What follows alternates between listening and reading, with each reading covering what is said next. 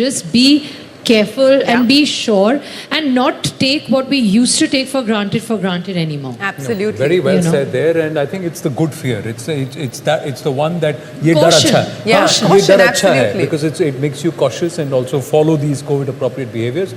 Now we are now joined by Mr. Satnam Singh, who is the General Manager Programs for the last 9 years in the Smile Foundation, and also joining us are Rupali Baile and A&M and Mohammad Amir, a health officer. A&M is auxiliary nurses and midwives. So they are both from Thane and they worked with the Smile Foundation. So Satnam ji, Rupali ji and Mohammad Amir ji, namaste. Thank you very much for joining us and for also doing the kind of work that you've done. Shri. Yeah, absolutely. Thank you so much. I mean, from all of us here, I think what you've done on the ground has been so meaningful. But Satnam, I want to start by asking you, take me through what has been the biggest learning, what was the biggest challenge, the biggest hurdle and the obstacle that you had to overcome? So, we as an organization, Smile Foundation is working on primary healthcare since 2006. And we are actually working on providing doorstep health facilities on the concept of availability, accessibility and affordability of medical services for the underprivileged at their doorstep. Coming to your question of hurdle.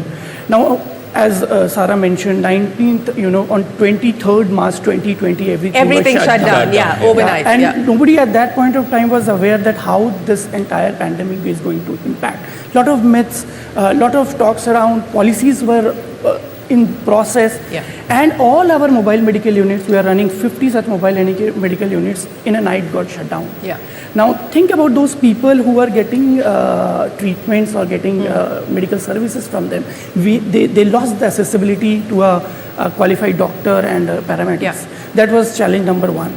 Challenge number two, when we started the vehicle on the ground in somewhere in May, when we got all the permissions in place at pan-India level, how the frontline workers will reach to the services on the ground, because the complete system was on hold, disrupted. Third challenge was like people were scared when we are going on the ground in the mobile medical services.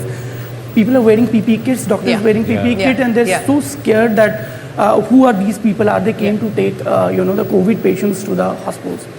Fourth and the last challenge was the clarity among the people about the prevention and the referral part. So majorly these four challenges that we have, obstacles we have came across.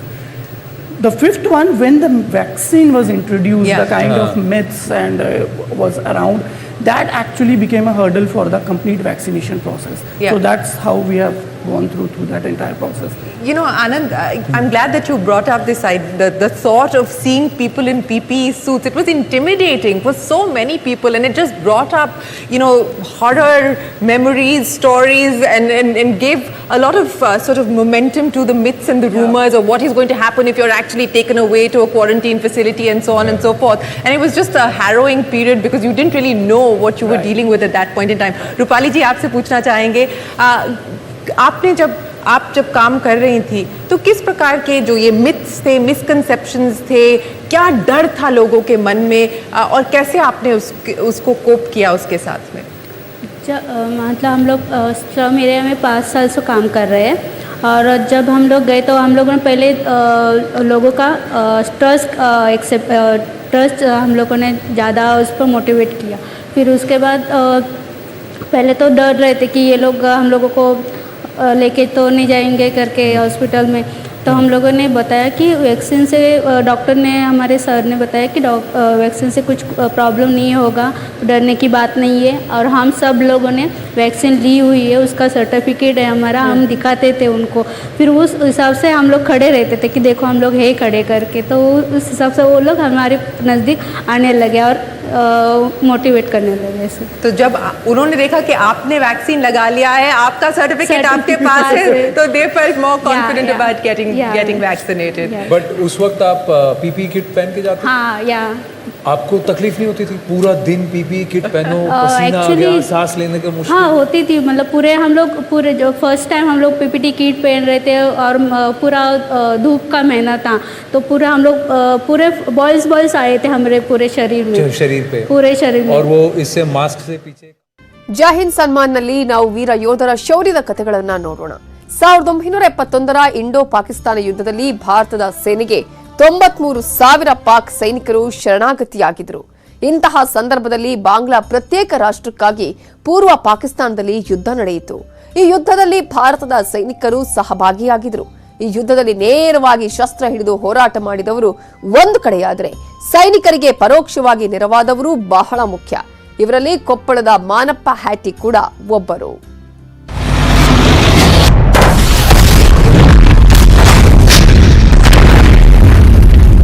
ಪೂರ್ವ ಪಾಕಿಸ್ತಾನಿಗಳು ಪ್ರತ್ಯೇಕ ರಾಷ್ಟ್ರಕ್ಕಾಗಿ ನಿರಂತರ ಹೋರಾಟವನ್ನ ಮಾಡ್ತಾ ಇದ್ರು. ಇಂತಹ ಸಂದರ್ಭದಲ್ಲಿ ಅಲ್ಲಿಯ ಶೇಖ್ ಉರ್ ರೆಹಮಾನ್ ಎಂಬ ಪ್ರತ್ಯೇಕವಾದಿ ಹೋರಾಟಕ್ಕಾಗಿ ಸಶಸ್ತ್ರ ಮೀಸಲು ಪಡೆಯನ್ನ ರಚಿಸಿದ್ರು. ಆದರೆ ಪಾಕಿಸ್ತಾನವು ಈ ಪಡೆಯನ್ನ ಹತ್ತಿಕ್ಕುವ ಉದ್ದೇಶದಿಂದ ಯುದ್ಧವನ್ನ ಸಾರಿತು. ಆಗ ಭಾರತವು ಪೂರ್ವ ಪಾಕಿಸ್ತಾನದ ಪರ ನಿಂತಿತ್ತು. ಆಗ 14 ದಿನಗಳ ಕಾಲ ಯುದ್ಧ ನಡೆಯಿತು. ಈ ಯುದ್ಧ ನಡೆಯುವ ಸಂದರ್ಭದಲ್ಲಿ ಪಾಕಿಸ್ತಾನದ ಸೈನಿಕರ ತುಕಡಿಗಳ ಮಧ್ಯೆ ಸಂಪರ್ಕ ಕಡಿತ ಮಾಡಿ ಕೊನೆಗೆ ಶರಣಾಗತಿಯಾಗಲಿಕ್ಕೆ ಭಾರತ ಸೂಚನೆಯನ್ನು ನೀಡಿತು. ಆಗ ಮಾಣಿಕ್ ಶಾ ಸೇನೆಯ ಮುಖ್ಯಸ್ಥರಾಗಿದ್ರು lieutenant general Singh Arora. Pakistan lieutenant general Amir Abdul Khan Niazi ಒಪ್ಪಂದ ಮಾಡಿಕೊಂಡು ಪಾಕಿಸ್ತಾನದ 93,000 ಸೈನಿಕರು ಭಾರತಕ್ಕೆ ಶರಣಾದರು. ಈ ಸಂದರ್ಭದಲ್ಲಿ ಕೊಪ್ಪಳದ ಭಾಗ್ಯನಗರದ ಮಾನಪ್ಪ ಹ್ಯಾಟಿ ಟೆಲಿಫೋನ್ ವಿಭಾಗದಲ್ಲಿ ಕೆಲಸವನ್ನ ಮಾಡ್ತಾ ಇದ್ರು.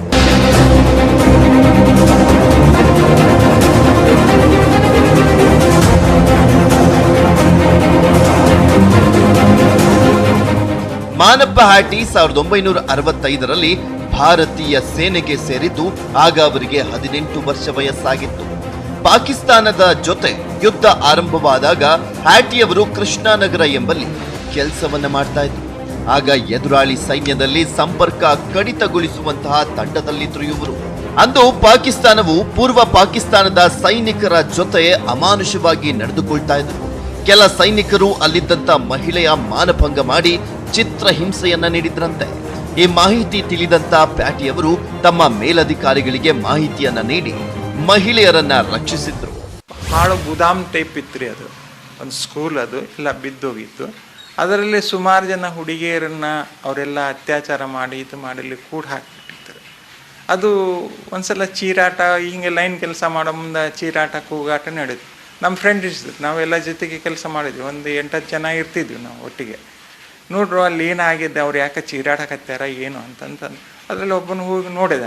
ಎಲ್ಲೋ ಕಿಟಕಿ ಪಟಿಕೆ ಎಲ್ಲ ಗ್ಲಾಸ್ ಹೊಡೆದಿದ್ದು ಹೋಗಿ ನೋಡಿದೆ. ಅಲ್ಲಿ ಹೆಣ್ಮಕ್ಳು ಕೂಡ ಹಾಕಿ ಅವ್ರನ್ನೆಲ್ಲ ಮಾನಭಂಗ ಮಾಡಿ ಇಷ್ಟಾನುಸಾರ ಮಾಡಿಬಿಟ್ಟಿದ್ರು ಅವರಿಗೆಲ್ಲ. ಅದು ಭಾಳ ತುಂಬ ದಯನೀಯ ಸ್ಥಿತಿ ಅಂದರೆ ಭಾಳ ದಯನೀಯ ಸ್ಥಿತಿ. ಮತ್ತು ನಾವು ಫೋನ್ ಅಂತ ಇತ್ತು ಕೈಯಾಗ, ಮತ್ತು ನಮ್ಮ ಆಫೀಸರ್ಸಿಗೆ ನಮಗಿಂತ ಹೈಯರ್ ಅಥಾರಿಟಿಗೆ ನಾವು ಈ ಥರ ಆಗಿಬಿಟ್ಟಿದ್ದಿಲ್ಲ ಅಂತಂದು ಫೋನ್ ಮಾಡಿದ್ವಿ. ಫೋನ್ ಮಾಡಿ ಬಂದು ಅವ್ರು ಮತ್ತೆಲ್ಲ ಸಿವಿಲಿಗೆ ತಿಳಿಸಿ, ಸಿವಿಲ್ನವ್ರು ಬಂದು ಅವ್ರನ್ನೆಲ್ಲ ಪ್ರೊಟೆಕ್ಟ್ ಮಾಡಿ ಕರ್ಕೊಂಡೋಗಿ ಅವ್ರ ಬಟ್ಟೆ ಬರಿ ಎಲ್ಲ ಕೊಟ್ಟು ಅವ್ರನ್ನೆಲ್ಲ ಕಾಪಾಡಿದರು. 15 ವರ್ಷ ಭಾರತೀಯ ಸೇನೆಯಲ್ಲಿ ಕೆಲಸವನ್ನ ಮಾಡಿರುವಂತ ಮಾನಪ್ಪ ಹ್ಯಾಟಿ ಸೇನೆಯಿಂದ ವಾಪಸ್ಸಾದ ನಂತರ ಅಂಚೆ ಇಲಾಖೆಯಲ್ಲಿ ನೌಕರಿಯನ್ನ ಮಾಡಿ ಈಗ ನಿವೃತ್ತರಾಗಿದ್ದಾರೆ. ಪಾಕಿಸ್ತಾನದ ಅಂದಿನ ಯುದ್ಧವನ್ನ ಕಣ್ಣಾರೆ ಕಂಡು ಅದರಲ್ಲಿ ತಾವು ಭಾಗಿಯಾಗಿದ್ದ ಬಗ್ಗೆ ಹೆಮ್ಮೆ ಇದೆ ಅಂತ ಹೇಳ್ತಾರೆ. ಶರಣಪ್ಪ ಬಾಚಿಲಾಪುರ, ನ್ಯೂಸ್ 18 ಕನ್ನಡ, ಕೊಪ್ಪಳ.